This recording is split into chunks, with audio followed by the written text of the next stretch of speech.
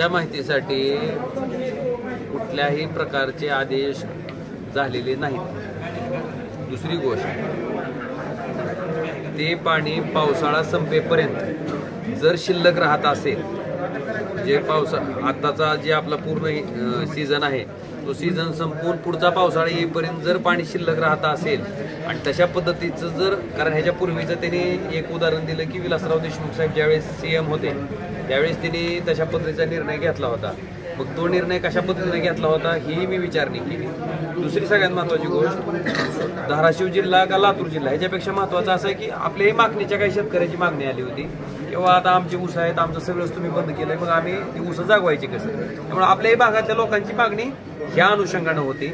त्याच्यात फक्त त्यांनी जो काही आहे तो अहवाल कलेक्टर विशेष बाब म्हणून सरकारकडे पाठवणार आहेत आणि हा पाठवत असताना फक्त निम्न तेरणाच नाही, तर जे धनेगावचा डॅम आहे, धनेगावचं जे धरण आहे त्याच्या बाबतीतला सुद्धा संयुक्त प्रस्ताव सन्माननीय उपमुख्यमंत्री महोदयाकडे त्या संबंधित विभागाच्या मंत्र्याकडे जाणार आहे। त्यामुळे जो काही निर्णय आहे तो त्यांच्याकडनं लेखी आदेश प्राप्त झाल्याच्या नंतरच बोलणं काय झालं।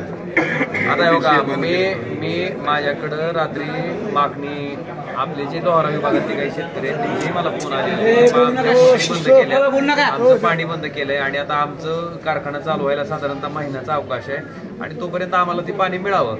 मग त्याच्या अनुषंगानं जलसंधारण विभागाशी आम्ही चर्चा केल्याच्या नंतर त्यांच्याकडनं असं लक्षात आलं की बाबा पूर्ण सीझन झाल्याच्या नंतर पुढचा पावसाळा जरी येईपर्यंत धरणातलं काही प्रमाणात पाणी शिल्लक राहू शकतंय, असं आल्याच्या नंतर मग त्या दृष्टीनं की बाबा ते जे शिल्लक राहणारं पाणी आहे ते कुणाच्याच कामाला येणार नसेल तर मग शेतकऱ्याला एखादा महिना द्यायला काय हरकत आहे, या भूमिकेतनं ती चर्चा त्या ठिकाणी चालू होती। आणि ही जी भूमिका आहे ती फक्त निम्न तेरणाच्या बाबतीत नसून तीच भूमिका धनेगावच्या धरणाच्या बाबतीत आहे। त्यामुळं आपण ह्या जिल्ह्यातला शेतकरी किंवा धाराशिव जिल्ह्यातला शेतकरी आणि लातूर जिल्ह्यातला शेतकरी किंवा लातूर जिल्ह्यातलं पाणी धाराशिव जिल्हा असा भेदभाव न करता सर्वसमावेशक जो काही निर्णय होणार आहे तो दोन्ही धरणाच्या बाबतीत होणार आहे, दोन्ही शेतकऱ्याच्या बाबतीत होणार आहे। दादा, दुष्काळाची परिस्थिती, दुष्काळ सदृश परिस्थिती जिल्ह्यात निर्माण झालेली आहे। ट्रिगर 1 ट्रिगर 2 अशा अनेक शासन खात्रीत जिल्हा दुष्काळात अडकवलं जाते। लोक आढावा बैठकी झालेली, काय नेमकं दुष्काळाच्या बाबतीत आपल्याला वाटतं, मागणी काय असणार आहे सरकारकडे? आपल्या माहितीसाठी शासनानं जे ट्रिगर 1 ट्रिगर 2 आहेत त्याची जी काही मापक आहेत ती मापकच इतकी बोगस पद्धतीची आहेत की आज जर आपण बघितलं तर पावसाचं प्रमाण, आता माझ्यावर गोर्धनवाडीला पाऊस नसतंय आणि डोकीला पाऊस पडतोय, किती अंतर आहे? म्हणजे थोडक्यात शेतकऱ्याच्या भाषेत सांगायचं झालं तर बैलाच्या एका शिंगावर पाऊस आहे तर दुसरं शिंग कोरड आहे। त्यामुळं इतकं पावसाच्या बाबतीत अनियमितता आहे, असमानता आहे। त्याच्यामुळं हे ट्रिगर काय मापकं लावून काढले जाते का शेतकऱ्याला काही द्यायची वेळ येते, दुष्काळ जाहीर करायची वेळ येते त्यावेळेस अशी काहीतरी मापकं शोधून काढली जाते आणि शेतकऱ्याच्या तोंडाला पानं पुसायचं काम त्या ठिकाणी होत आहे। तर आज आपण जर धाराशिव जिल्ह्यात बघितलं, धाराशिव लोकसभा कार्यक्षेत्रात जरी बघितलं तरी सगळीकडे दुष्काळाची अतिशय भयावह अशी परिस्थिती आहे आणि अशा परिस्थितीत सरकारनं ज्या काही उपाययोजना करणं अपेक्षित आहे, जी काही मदत दिलासा शेतकऱ्यांना देणं गरजेचं आहे तो दिला पाहिजे। दादा, आज अभिमन्यू पवारांनी आढावा घेतलाय, त्यांनी राजकीय कमेंट पण जाताना केली आहे की सगळं बघितलं तर लोकसभा भाजपची जागा ही लढण्यासाठी भाजप इच्छुक आहे, भाजपकडे मागणी केली। विरोधी पक्ष सक्षम म्हणून आपण भाजप किंवा शिंदेगड कुणाला पाहतो उमेदवार लोकसभेसाठी? मी काम करत असताना मला जी संधी इथल्या लोकसभेतल्या मतदाराने दिली त्या संधीच्या रूपानं जे काही काम करता येतं ते मी सामान्य माणसासाठी केलं। शेवटी मतदारच ह्याच्या बाबतीतला निर्णय घेणार आहे, त्यामुळं मतदार जे ठरवतील त्याचा मान सन्मान आपण सगळ्यांनी केला पाहिजे आणि लोकांसाठी आपल्याला संधी मिळाल्यानंतर आपण लोकांसाठी जितकं काही काम केलं ते करायचा प्रयत्न केला पाहिजे। कुठल्या पक्षाला मी कुणाला सुद्धा कमी प्रमाणात किंवा अधिक प्रमाणात लेखत नाही।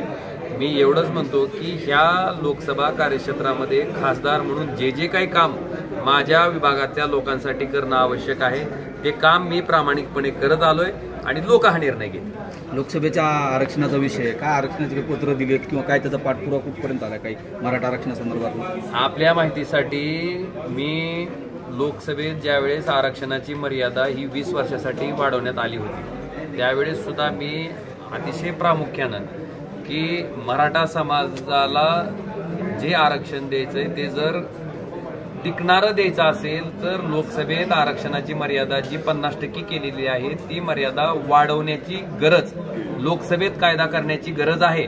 आणि तशा प्रकारचा निर्णय लोकसभेनं घ्यावा, सत्ताधारी पक्षानं घ्यावा. आम्ही सगळे विरोधी पक्ष म्हणून सुद्धा आपल्या सोबत आहेत. अशा प्रकारची मागणी मी लोकसभेत केली.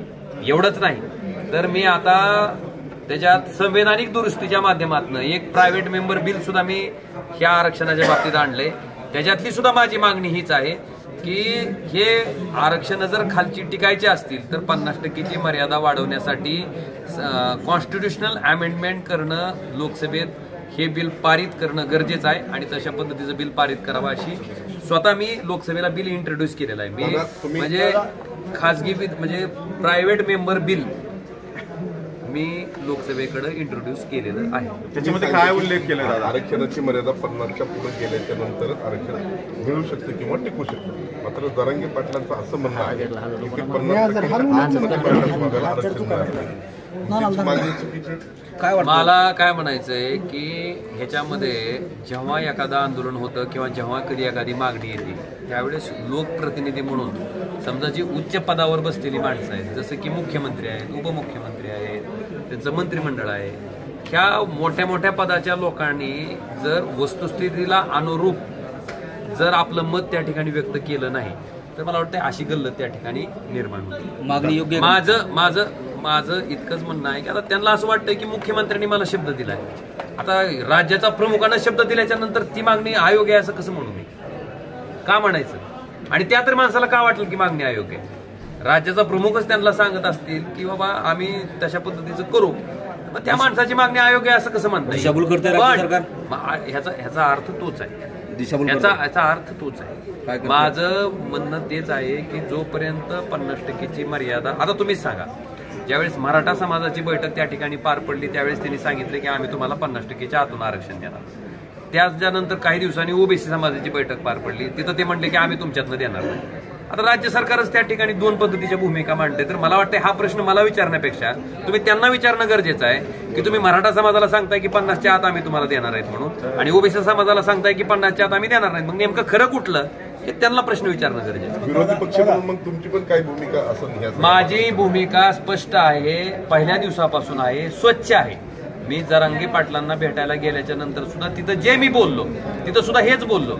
मी लोकसभेत पहिल्या दिवशी मागणी केली तिथं पण हीच केली की 50%ची आरक्षणाची मर्यादा वाढवावी, जेणेकरून त्या ठिकाणी जे आज खरंच तुम्ही जर परिस्थिती बघितली गरीब मराठा समाजाची तर ती अतिशय दयनीय आहे.